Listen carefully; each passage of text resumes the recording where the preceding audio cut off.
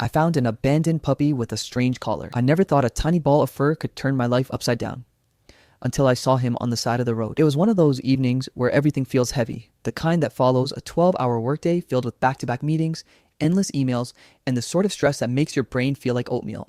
I was walking home, earbuds in, half listening to a podcast about unsolved mysteries, half thinking about dinner and fully wishing I hadn't agreed to go for a quick walk after work. My apartment, that was 3 blocks away. The sky was that muted gray that only comes in the middle of spring, and honestly, I was counting down the steps until my couch, a bowl of instant ramen, and my blanket. And then I heard it. A tiny, pitiful whimper. At first I ignored it. Maybe a cat? Maybe some kid pulling a prank? But the sound didn't stop. It was soft, almost desperate, like it was coming from something too small to defend itself. I looked around the dimly lit alley just past the corner, expecting to see a stray cat darting behind a dumpster, and instead, there he was. A puppy. Not just any puppy. He was small, scruffy, and shivering violently. His fur matted in patches like he hadn't had a proper bath, or maybe even food, in days. His coat was a mix of tawny brown and creamy white. One ear flopped over while the other stood at an awkward attention, and his eyes, oh those eyes, big, round, and impossibly blue, staring up at me with what I can only describe as hope and fear all rolled into one. I swear it was like he was trying to communicate everything he'd endured without saying a word. And then there was the collar. It was unlike anything I'd seen. Not a typical leather or nylon band, but something old-fashioned, almost handmade. Etched into it were strange symbols, not letters, not numbers, but tiny geometric shapes arranged in a pattern that made me stop and look twice. There was also a small bronze tag dangling from it, but when I leaned in to read it, it was blank. No name, no address, nothing. Just the symbols. It felt cryptic, and it made my stomach twist in a mix of curiosity and unease. I crouched down, slowly, trying not to scare him. "Hey, little guy," I murmured, unsure why I even said anything. He tilted his head, still trembling, and let out a soft whine. I reached my hand out slowly. For a moment, nothing. Then, almost like he'd been waiting for me, he inched closer and pressed his tiny head against my fingers. That was it. I was done for. I knew nothing about him. Didn't even know where to start with a puppy this small. But I couldn't just leave him there. Not with the shadows of the alley closing in and the chill settling into my bones. I glanced around. No one.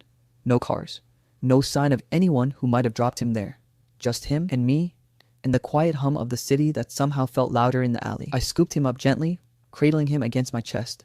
He immediately relaxed, his little body pressing into mine like I was the only safe thing in the world. My mind was racing. What do I do now? Do I take him to a shelter? Do I try to find his owner? And most importantly, what the hell were those symbols on his collar? I decided the first thing he needed was warmth. My apartment wasn't much, tiny, barely enough room for me, but it was dry, quiet, and safe. I tucked him into my hoodie, holding him as I walked the last 3 blocks home. Every step he snuggled closer, occasionally giving a soft, contented sigh. I felt something I hadn't felt in a long time. Responsibility mixed with pure, unexpected joy. Once home, I set him down on the rug in front of the heater. He immediately curled into a ball, shivering less, eyes half closed. I went to the kitchen, grabbed a small bowl, and gave him some water. He drank like he hadn't had anything in days. Then I rummaged through the pantry and found a small packet of puppy food I'd bought months ago, just in case. He sniffed it suspiciously at first, then devoured it like a champion. While he ate, I circled him like a nervous parent, studying the collar. Those symbols were still gnawing at me. They looked vaguely like a mix of triangles and circles, almost like some kind of code. But who would make a collar like that? And why was there no name? My curiosity was pulling me in, but I kept telling myself, focus on feeding him first, the mystery can wait. After he finished, I wrapped him gently in a towel and held him again. He leaned into me, eyes heavy, and for a moment I let myself just breathe. This was new territory, responsibility I hadn't asked for, but somehow desperately wanted. And yet, the mystery of the collar lingered in the back of my mind, whispering questions I didn't know the answers to. I sat on the floor with him in my lap for what felt like hours, watching his little chest rise and fall. I found myself talking to him, telling him about my day, about the weird coffee I'd had this morning, about my boss who thought urgent meant every 5 minutes. He didn't respond, of course, but the soft rumble of his breathing felt like the only answer I needed. When night fell, I built a makeshift bed for him next to mine using a folded blanket and some old towels. He curled up immediately, letting out a little sigh that sounded like relief. I didn't sleep much that night, partly because of the excitement of having a new friend, partly because I kept staring at that collar, turning it over and over in my mind. Morning came, and with it, the reality of what I'd taken on. I still didn't know his name. I didn't know where he came from, who he belonged to, or if he even had an owner at all. But I did know one thing. I couldn't just leave him. Not now. Not ever. So I did what any person in my position would do. I gave him a name on the spot. Not because it fit anything. Not because of the collar. Not because it was meaningful. It just felt right. I knelt down, looking into those trusting eyes, and said, "How about Atlas?" He blinked up at me, and I swear he wagged his tiny tail. Atlas, the puppy with the strange collar, the tiny bundle of fur who had somehow wandered into my life, had a name. I spent the next few hours cleaning him up as best I could, brushing the matted fur, checking for ticks or scrapes, and giving him a little bath. He hated it. Who doesn't? But he tolerated it with surprising patience. The symbols on the collar still caught my eye every time I looked at him. It felt like there was a story there, one I was meant to find. By the time evening rolled around, I realized something important. Atlas wasn't just a puppy I found. He was a responsibility, a companion, a mystery, and somehow already a part of my life. I couldn't explain why my heart felt so full just from holding him, or why the curiosity about the collar made me feel like I was on the edge of something bigger, but I didn't care. I had him. That was enough for now. As I sat on the couch, Atlas curled in my lap, I felt a strange combination of unease and excitement. Unease because of the mystery. Excitement because I had no idea where this journey would take us. Something told me this little creature was going to change my life in ways I couldn't yet imagine. And honestly, I was ready for it. Because sometimes the universe drops a tiny, scruffy stranger into your lap, and you realize, maybe just maybe, everything you didn't know you were missing has just arrived.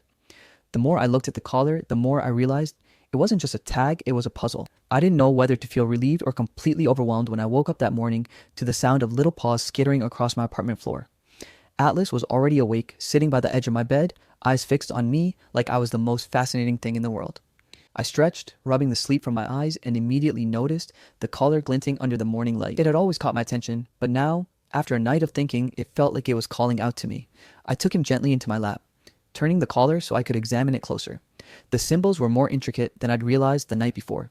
Tiny triangles, circles, and lines carved so meticulously into the bronze that they almost shimmered when the light hit them.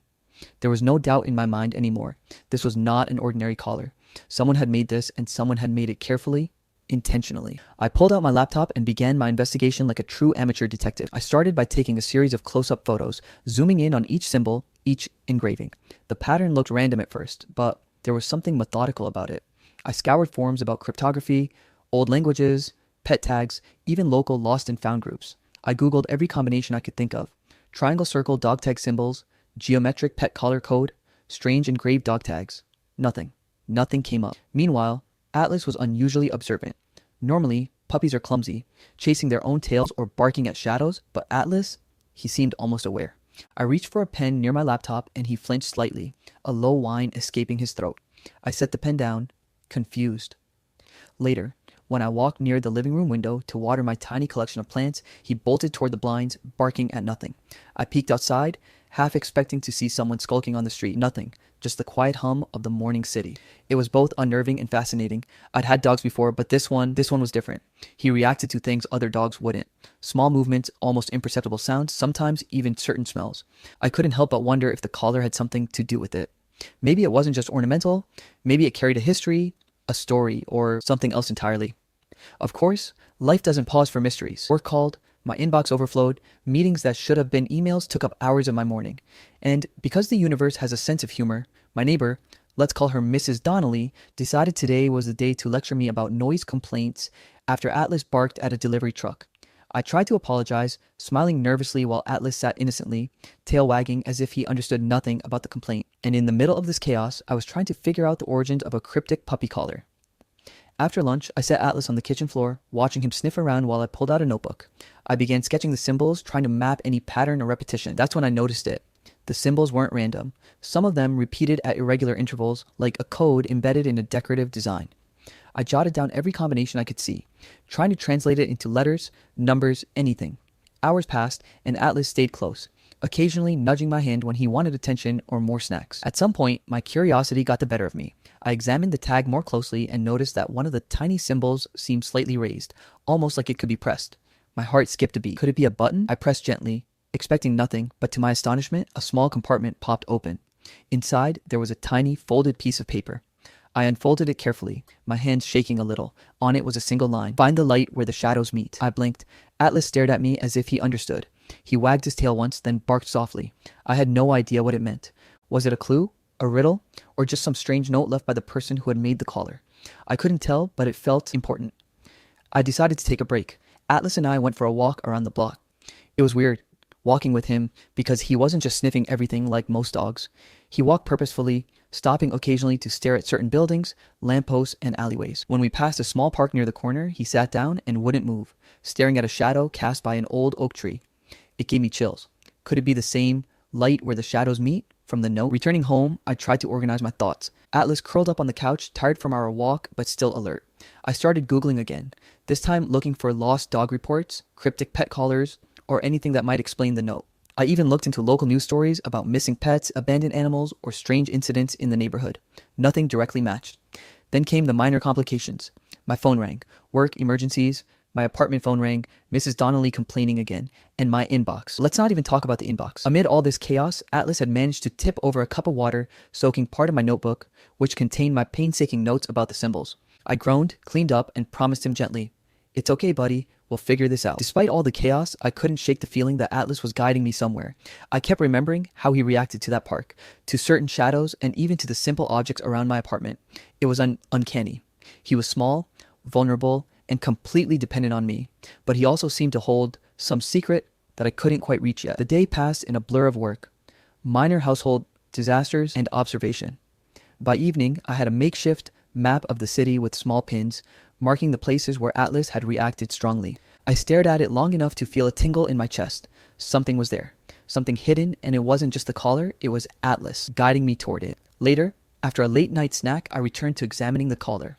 I tilted the bronze tag under my desk lamp, trying to see if I had missed anything before, and then I noticed it. A tiny engraving along the edge, almost invisible unless you knew to look for it. I grabbed a magnifying glass and gasped. It was a set of numbers, faint and precise. 42.3671, minus 71.0834. My pulse quickened. Coordinates. I quickly pulled up Google Maps and typed them in. My heart raced as the map zoomed in on a location just a few miles from my apartment. A small, overgrown lot tucked behind a row of warehouses. I felt a mix of excitement and anxiety. Could this be the next step? Was this where Atlas came from? Or where the person who made the caller wanted us to go? Atlas wagged his tail, looking up at me with those big blue eyes that seemed to say, "Are we going?" I nodded, my mind made up. Whatever this was, whatever mystery this tiny, scruffy, unbelievably intelligent puppy had brought into my life, I had to follow it. I had to see where it led. I went to bed that night with Atlas curled in my lap again, the map on my phone open beside me. Sleep came fitfully, full of images of shadowy alleyways, strange symbols, and the small paw print of a puppy who had somehow turned my quiet life into a puzzle I couldn't resist. I had no idea what we would find when we followed those coordinates. Maybe it would be a dead end, maybe a trap, maybe something completely ordinary. But one thing was certain. Atlas wasn't just a puppy. He was the key to something bigger, and for the first time in a long time, I felt alive with curiosity, excitement, and the kind of anticipation I hadn't felt since, well, ever. Because sometimes the smallest creatures carry the largest secrets, and sometimes all it takes is one tiny scruffy puppy to turn your ordinary life into something extraordinary. I didn't know if I was chasing a dog's past or my own curiosity, but I couldn't stop now. The morning started with a restless energy I hadn't felt in years. Atlas, of course, was awake long before me, pacing around my tiny apartment like he knew today was going to be important. When I finally got up, he greeted me with one of those tail wags that's so fast it looks like a blur, and I swear I could feel his excitement radiating. I grabbed my coat, a leash, and phone, pulling up the coordinates from the caller's tiny hidden compartment. The location wasn't far, just a few miles from my apartment, but it wasn't somewhere I'd ever noticed before. The city felt different the closer we got. Quieter streets, older brick buildings, alleys that smelled faintly of dust and forgotten things. It was the kind of place that made you feel like you were stepping into a secret that had been waiting for decades to be discovered. Atlas walked beside me, head low, nose twitching, as if he could smell the answer before we even got there. I half joked to myself that maybe he was leading me to some hidden treasure, like in one of those adventure movies I watched when I was a kid. Except this time, the treasure had fur, a wagging tail, and eyes so blue they made my chest ache. The GPS brought us to the edge of a small, overgrown lot tucked behind a row of warehouses. Grass had grown tall and wild, and broken wooden fences leaned at odd angles. The place looked abandoned, forgotten by everyone except, apparently, Atlas.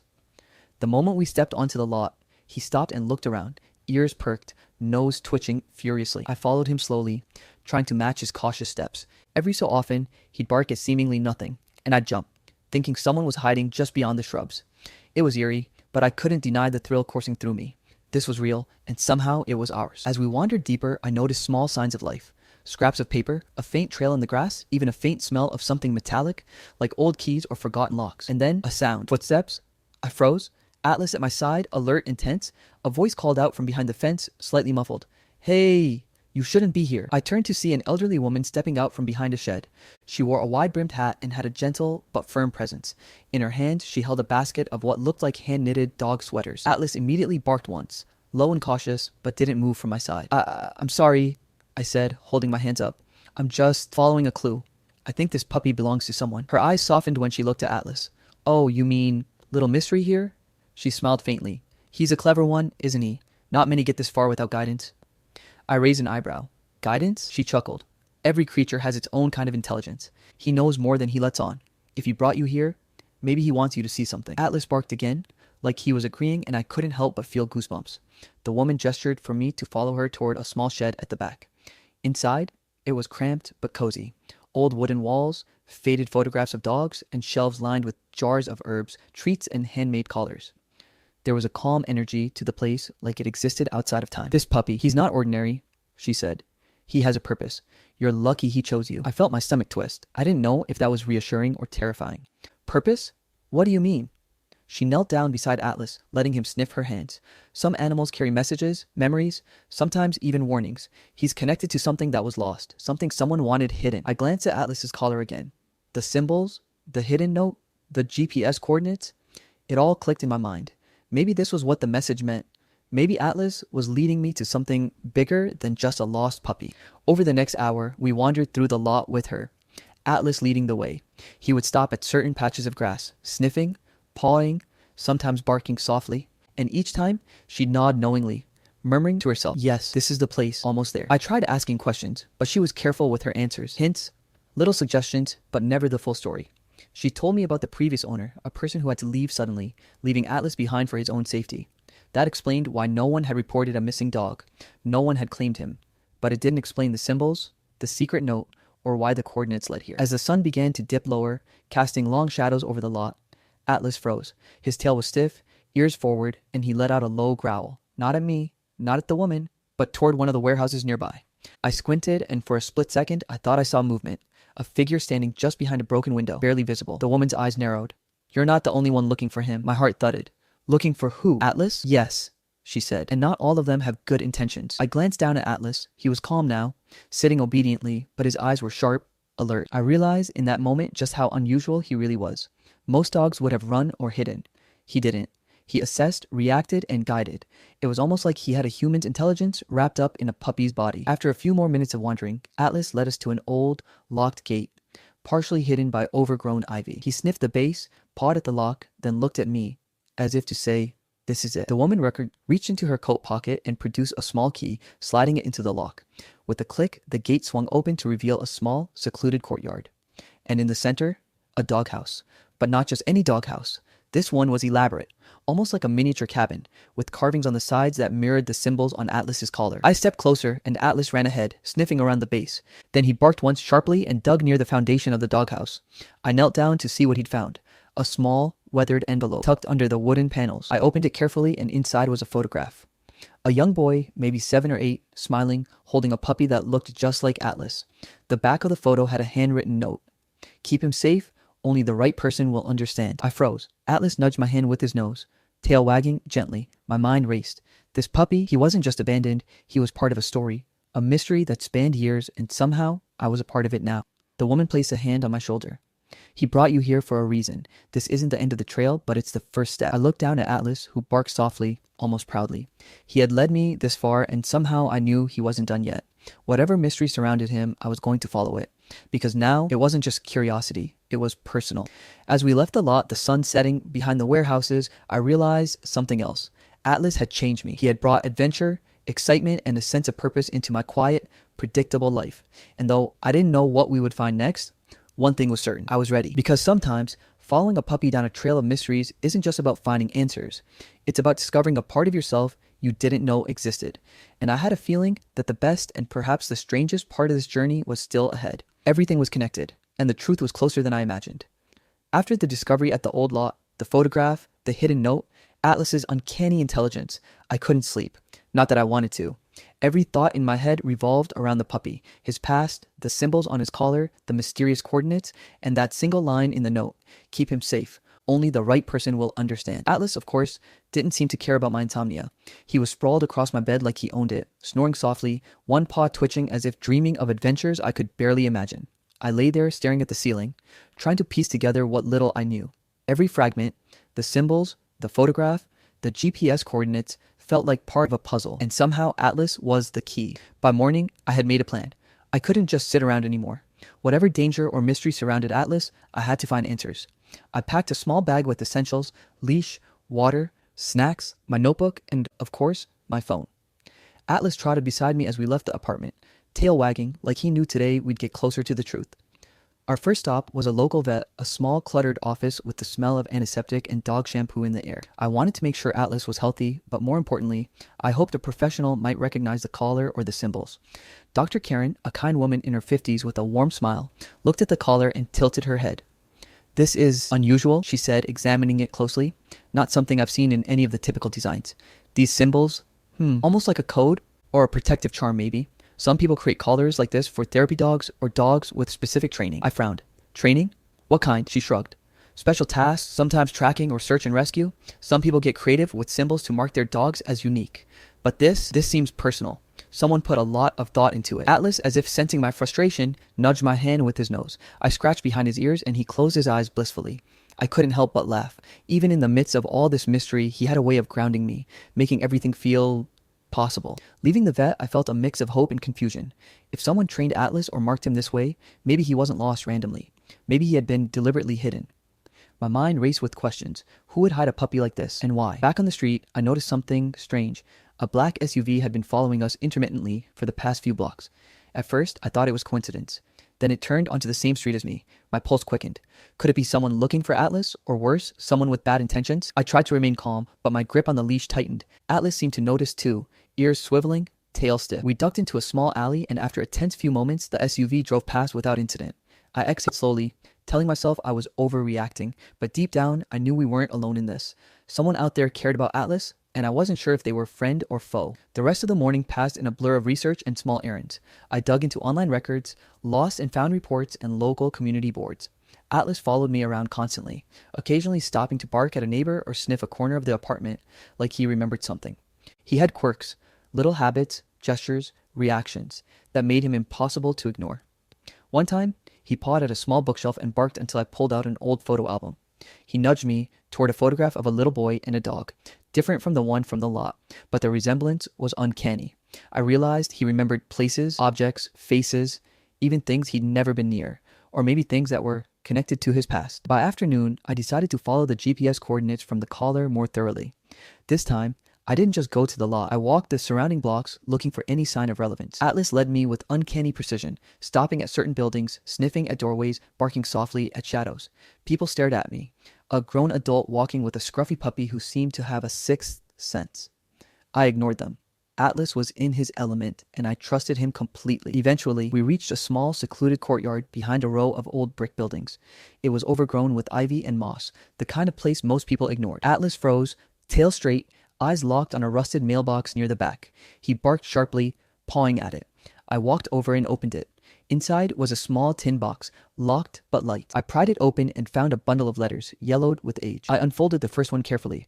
It was addressed to someone named Evan, and the handwriting was familiar, like the note on the photograph. The letters told a story of a child and his dog, a deep bond and a sudden separation caused by circumstances the letter didn't fully explain. Someone had hidden Atlas for protection, leaving clues in the form of the collar and GPS coordinates for the right person to find him. I sank to the ground, Atlas curling beside me, leaning into my chest. The pieces were finally coming together. Atlas wasn't just a random stray. He was part of a story of love, loss, and careful planning, and somehow I had been chosen to continue it. But the moment of clarity was shattered by a sudden sound. A car door slamming nearby. My stomach dropped. Atlas growled, low and warning, looking toward the street. A figure emerged, tall, wearing a hooded jacket, eyes obscured by shadows. My heart raced. "You found him," the person said, voice cold. I was wondering how long it would take. Atlas barked ferociously, stepping between me and the stranger. I grabbed him protectively. "Who are you?" I demanded. The figure took a step closer, and I noticed something chilling. A badge clipped to their belt. Not a police badge, but some kind of security emblem I didn't recognize. I'm here for the dog, they said simply. You don't understand what he carries. I tightened my grip on Atlas, feeling the weight of responsibility settle heavily on me. I understand more than you think, I said, and he's not going anywhere. The stranger paused, eyes narrowing. This isn't over, they said before disappearing into the shadows as quickly as they'd appeared. I sank to the ground again, heart racing. Atlas leaned into me as if sensing my fear, his little body trembling slightly. I stroked his fur, whispering, "It's okay, buddy. We'll figure this out." After that encounter, everything felt different. The stakes had risen. This wasn't just a mystery about the past anymore. It was about protecting Atlas from someone who clearly knew more than I did. Someone who could pose a real threat. That night, I stayed awake, Atlas sleeping beside me, his collar glinting in the lamplight. I pored over the letters again, mapping out every name, date, and location mentioned. The story was heartbreaking. A child forced to give up his dog for safety. A family scattered, promises made in secret. And somehow, I was now part of that chain of trust, the next link in a story that had spanned years. As I drifted off to a light, restless sleep, I couldn't shake the feeling that the next step would reveal everything, that the puzzle was nearly complete, that the truth was just around the corner. And I had a feeling that whatever came next would change both our lives forever. I thought I was saving him, but he ended up saving me instead. The morning after the stranger appeared, I woke up to Atlas nudging my face with his cold little nose. His eyes, bright and curious, looked up at me like he already knew something I didn't. And maybe he did. After everything, the discovery of the hidden letters, the GPS trail, the encounters with people who seemed to know more than I did, I realized one thing clearly. This wasn't just about finding Atlas's past. This was about understanding why he'd come into my life. I started the day by revisiting the lot behind the warehouses. The letters, the photograph, and the hidden note had given me a story, but not the full picture. Who had left Atlas behind? Who had made the collar? And why had he ended up in my care? Atlas, as always, led the way. The streets we walked through felt less like the city and more like a path into another world. A world where every shadow, every corner, and every hidden alley had a story. I followed him closely, heart thudding with anticipation, wondering if this would finally bring the mystery to an end. We arrived at a small, modest house at the edge of town. The house looked lived in, but unassuming. Paint slightly peeling, a garden with a few wildflowers, and a front porch that creaked with every gust of wind. Atlas froze at the gate, ears up, tail stiff. I felt my stomach tighten. He was familiar with this place. A woman opened the door before I could knock. She was in her early 40s, with gentle eyes that widened in recognition when she saw Atlas. "Atlas?" she whispered, her voice trembling. The puppy barked happily, jumping toward her, tail wagging like a metronome. She scooped him up in her arms, tears streaming down her cheeks. "I thought I'd never see you again," she said, hugging him tightly. I stood there, stunned. You're his owner?" I asked cautiously. She shook her head, still clutching Atlas. "I was supposed to keep him. My husband and I, we couldn't protect him properly when, well, circumstances forced us apart. I had to hide him, and the collar, it was my way of keeping him safe, leaving clues for the right person to find him if I couldn't." I swallowed hard, heart aching and swelling all at once. Everything clicked. The symbols on the collar, the hidden compartment, the letters. This wasn't random. Every detail had been planned, a map of love and hope disguised as a simple dog tag. I began, but words failed me. Atlas licked my hand, grounding me in the moment. She smiled softly, understanding. "He's safe now. Thanks to you." I realized then that Atlas hadn't just been rescued. He had rescued me. For months, my life had been a quiet blur of work, errands, and routine. But this little ball of fur, abandoned yet determined, had brought chaos, adventure, and love into my life.